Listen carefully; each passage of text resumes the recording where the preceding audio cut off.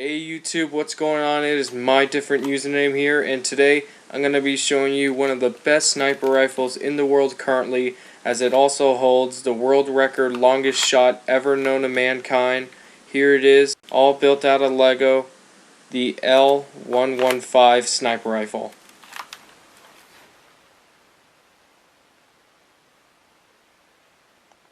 Now, as I mentioned before, this rifle is actually a world record setter made by Craig Harrison, where he actually fired a shot into a Taliban machine gunner at over 2,707 yards or 2,400 meters, which is a pretty long distance. That actually reaches over a mile long.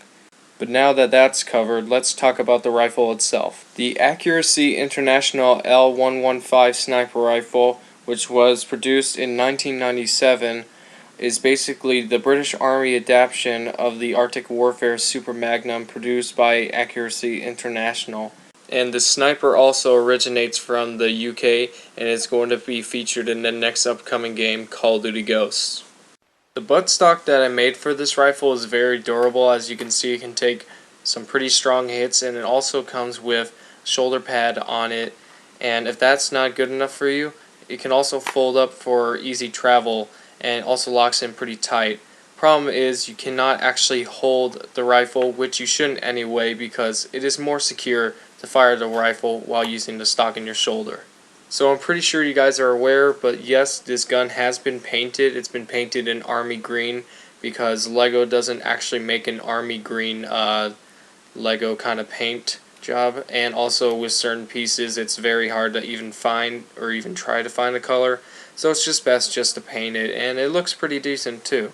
And it can also give away that worn out look, like the rifle has been used and seen in combat many times.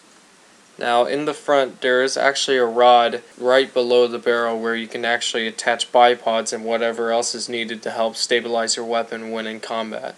Now the muzzle brake and the barrel together look very, very cool on this weapon, and surprisingly enough, for a barrel on a sniper it's actually not that long, but can surprisingly stay accurate up to long ranges. Now if we take out the magazine, we can see the 338 Lapua Magnum round. Now the cool thing about this round is it's light, so it's very accurate on long ranges, and also can even hit as hard as a 50 cal bullet can when hitting a target, which is amazing. Now the interesting thing about this bolt is it can be seen from the left side and also the right side. Now I'm not sure if you can switch between where you can want the shells to eject or not. I'm just taking this as a guess, so please don't quote me on this.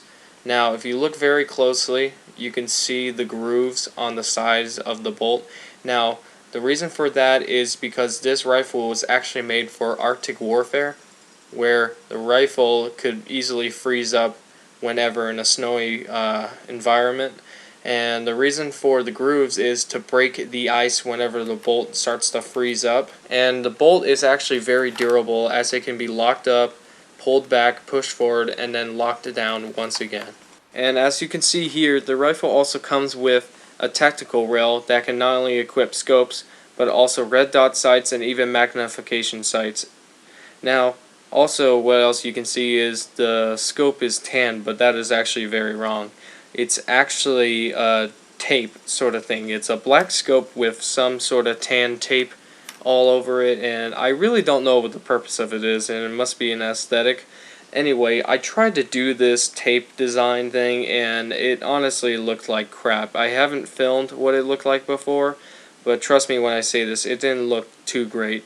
So I just kept it at the solid color, which I believe makes it look a lot better. And if you look on top of the scope, you can actually see that the ballistic CPU is attached. Now the ballistic CPU is actually made to help aiming with the sniper better, and it generally helps keep the target in the center of the scope where the crosshair is, so there's less time to actually fix your sights on an enemy. And I'm also not sure if this is going to be just an aesthetic, or if it's actually going to be an attachment in the upcoming game Call of Duty Ghosts. And as also a final look at the scope, you can actually see in the front there is actually a clear translucent piece put in the front, so it actually adds the flash of the scope.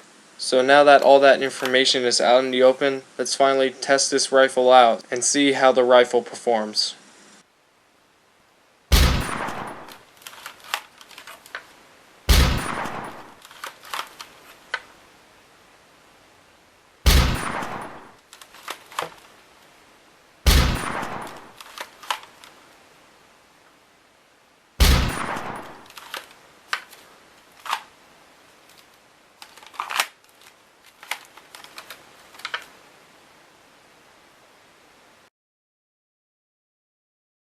So the winner of Contest 2013 has been made and will be featured in the next video coming up soon, so stay tuned for that. So I hope you guys have enjoyed the video, and as always, thanks for watching.